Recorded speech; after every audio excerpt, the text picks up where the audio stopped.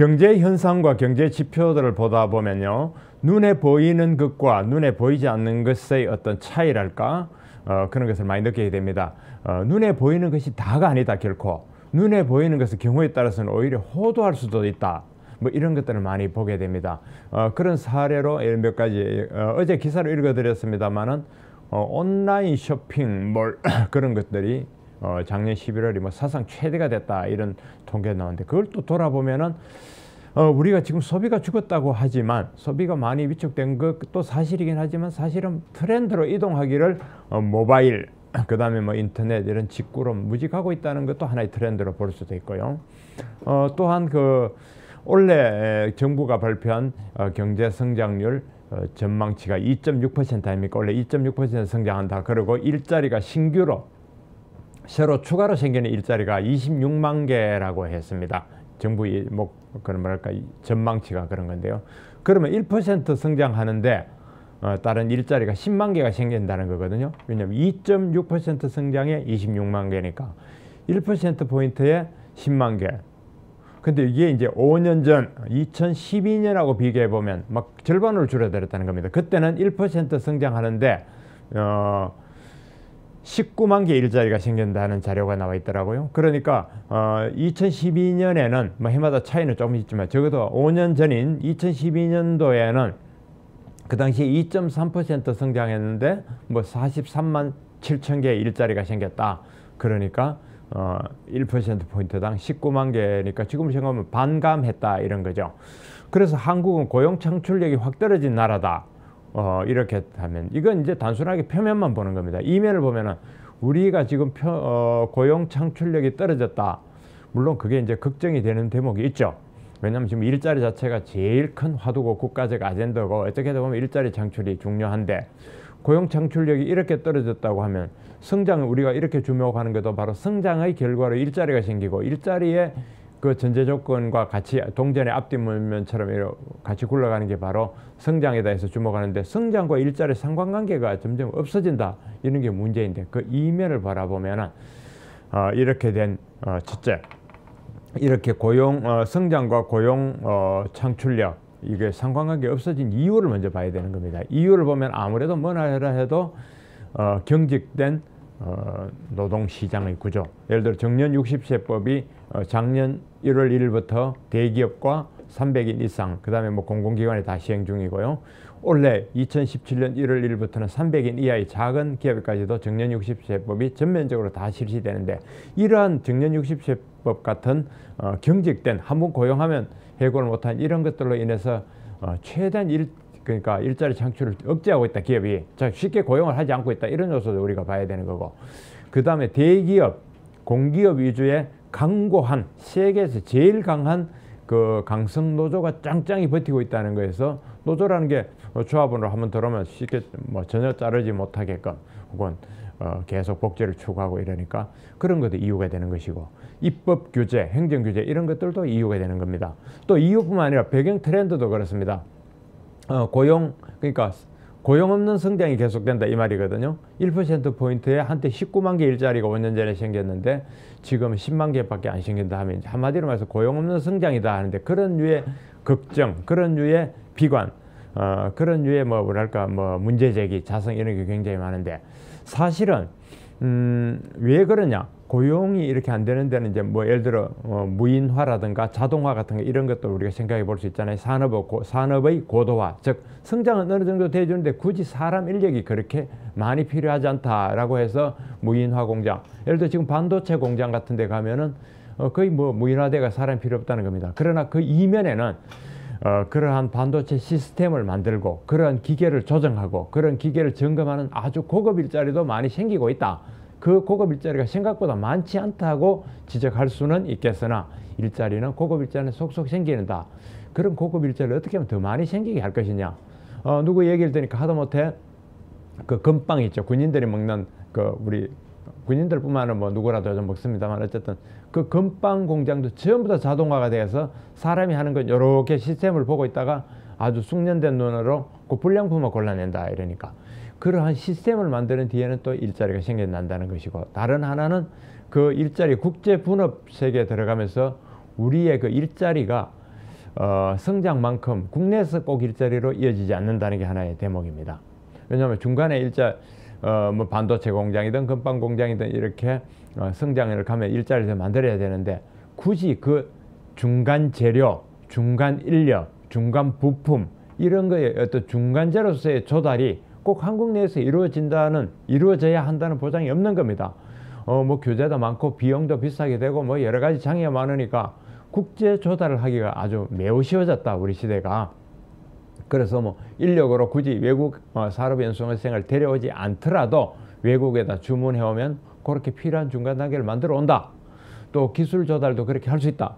중간에 부품도 조달한다. 이러니까 성장의 그 결과가 기계화로 되는 그런 측면도 있지만 해외로 많이 그 밸류체인, 가치체계가 흩어지면서 해외에서도 많이 들어온다, 많이 흩어진다 하는 것도 함께 봐야 될 것 같습니다. 그러니까 우리가 그 고용 창출의 역량이 확 떨어졌다지만 그 뒤에는 아주 복잡다단한 일이 벌어지고 있다. 여러 가지가. 또 눈에 보이는 것만이 전부가 아니고 여러 가지 현상이 같이 진행되고 있다 하는 것을 우리가 봐야 될 것 같습니다. 그래서 고용 창출력이 떨어졌다, 뭐 이런 것들이 눈앞에 하나만 보고 좋다 싫다 혹은 뭐 슬프다 문제다 할 것이 아니라 그것이 의미하는 다양한 측면을 우리가 봐야 된다. 특히 이면에 있는 여러 가지 모습을 봐야 된다. 눈에 보이는 게 전부 다는 아니다 하는 것을 봐야 될 것 같습니다. 요즘 경제의 비관론이 나오니까 어제도 잠시 언급해 드렸습니다만 비관론 뒤에 낙관적 요소라든가 함께 굴러가는 예컨대 유가가 그동안 떨어졌다고 세계 경제 걸림돌하고 그렇게 써왔는데 지금 유가가 오르고 있단 말이죠. 그럼 오르니까 또 걱정할 겁니까? 또 걱정하고 있으면 실제로.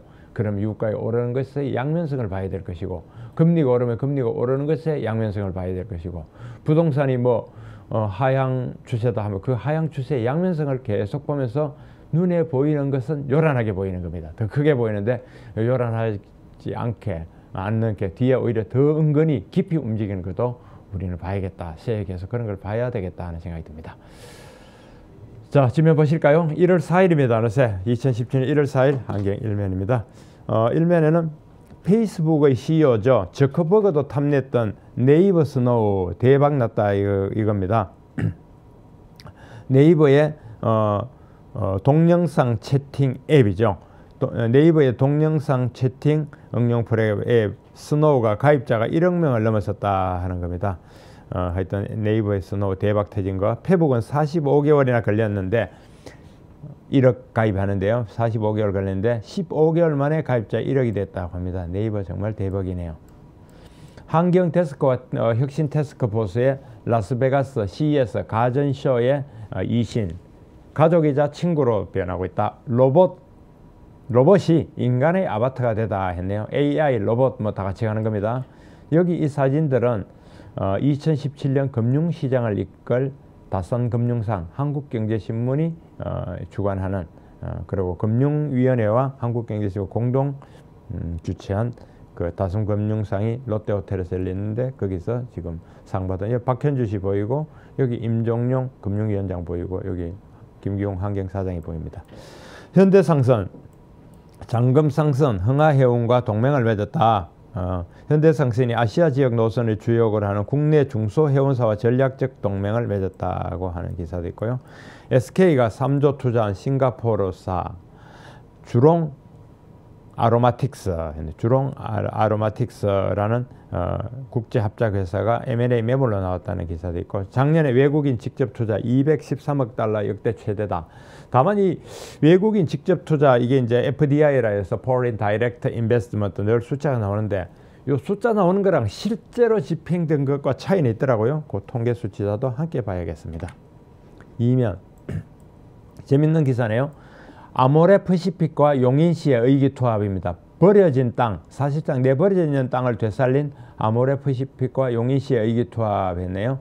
요 아모레퍼시픽의 서경배 씨 보이고 용인시장 정창민 두 사람이 보이는데, 기업 투자와 일자리 창출에 이렇게 하라. 정창민 용인시장의 제안으로 아모레기술연구소 인근에 노는 땅을 보고 작년 7월 서경배 회장을 이 정 시장이 찾아갔답니다. 도시첨단산업단지 조성을 권유했고 기업과 지자체가 서로 윈윈하는 겁니다. 이 정창민 씨는 기자 출신이죠. 조금 감각이 있는 겁니다. 기자 출신으로 감각 있는 일을 많이 해요. 계란값이 치솟았는데 조금 잡히나 하네. 오늘부터 무관세로 수입한다고 합니다. 역시 막 교역의 힘이 또 그래도 물가 안정에 기여한다고 봐야죠. 막 오르는 게 들어온다고 합니다. 비트코인 1000불 넘었다 하는 기사도 있고요. 3면은 기업 규제, 고비제는 정치권, 여당, 새누리당, 아직도 뭐 여당이라고 할 수 있죠. 어쨌든 새누리당도 상법과 공정거래법 개정하겠다고 합니다. 정치권 전체가 좌클릭 경쟁에 나서는 바람에 기업이 비상이 걸렸다고 합니다. 뭐 보수 정도 우파를 지키는 사람들이 지켜야 되는데 전부 다 쏠려서 뭐 세월호처럼 또 한번 기울어지고 무너질 것 같습니다. 아무래도 보수 신당은 정각 정책에서 재벌 개혁을 아주 명문화를 했고요. 보수 적통을 외치는 새누리당도 우회전 깜빡이, 오른쪽 간다고 우회전 깜빡이 해놓고 좌회전 해버리는 그런 얘기입니다. 2월 국회에서 상법과 공정거래법 맞추겠다, 처리하겠다고 야당이 그러고 있으니까 새누리하고 박자 맞추는 모양입니다. 울퉁불퉁 리스크 투성이 번피로다. 물퉁불퉁한 도로다. 기업들 원래 2017년 경제 상위가 본 경제 키워드 기업들 생존이 화두더라 합니다. CES 라스베가스 전자쇼 2017년 CES 사실은 5일 개막입니다. 미리 이제 기사들을 보내오네요. 로봇 혁명의 시대. 독거노인 간병하고 말동무까지 로봇이 이제 1인 경제, 일코노미 필수품이 됐다. 로봇 경쟁에서 이기려면 플랫폼 주도권을부터 잡아라. 짐꾼, 기중기 로봇, 아마존의 물류센터는 로봇의 천국이다. 역시 오면도 같은 겁니다. CES 2017 주인 목소리 듣고 냉장고가 우유 주문을 하는 시대가 됐네요. 주인 목소리만 듣고 냉장고 우유 주문한다. 삼성의 무슨 모델입니다. 아기 재우고 달래는 유모차. 뭐 맞네요. 빨래 종류별로 개어지는 로봇, 자율주행차, 뭐 인공지능 곳곳입니다. 아슬아한 경지로 우리가 부지불식간에 들어가고 있습니다. 정치면 임명진 영입에 앞장섰던 서청원, 서청원을 향해서 탈당하라 이러니까 사면 초과해 받겠다 이런 얘기가 있고요. 반기문 12일 귀국한다고 합니다. 본격 대선 대권 행보에 나선다고 돼 있고, 이재명 이번에 기본소득에 위해서 토지 보유세 인상을 주장했네요.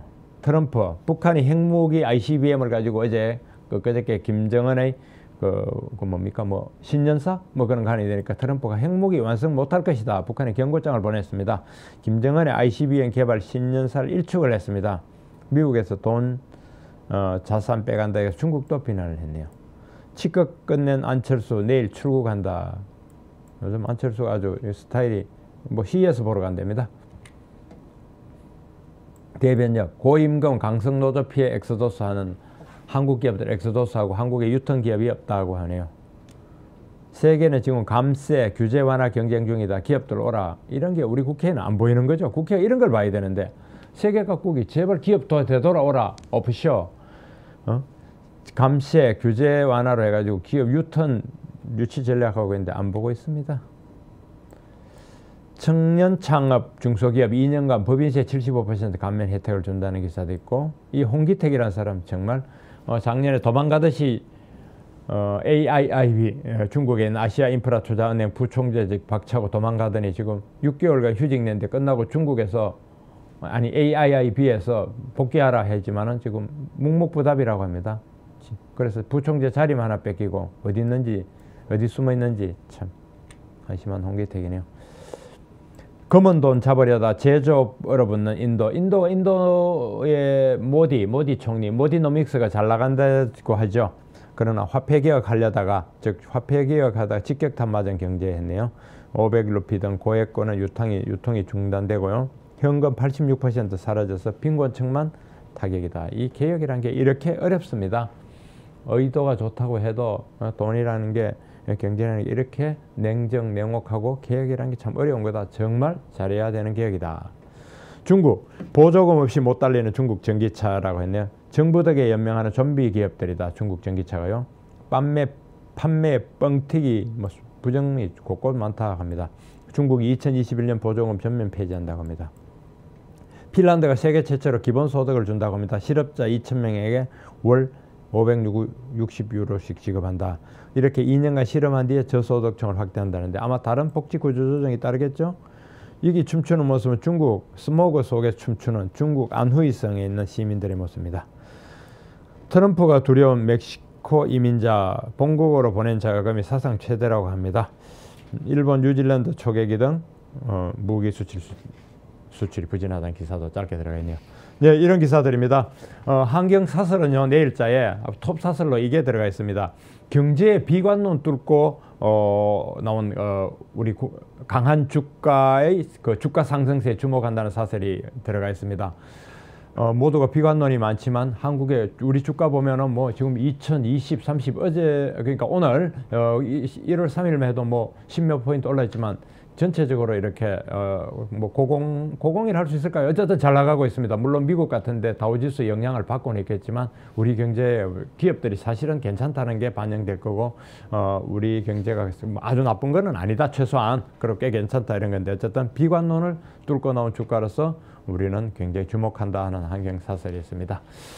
이런 시간 나면 이런 사설도 한번 봐주십시오. 제가 하나하나 다 읽기도 그렇고요. 그렇습니다. 이상입니다.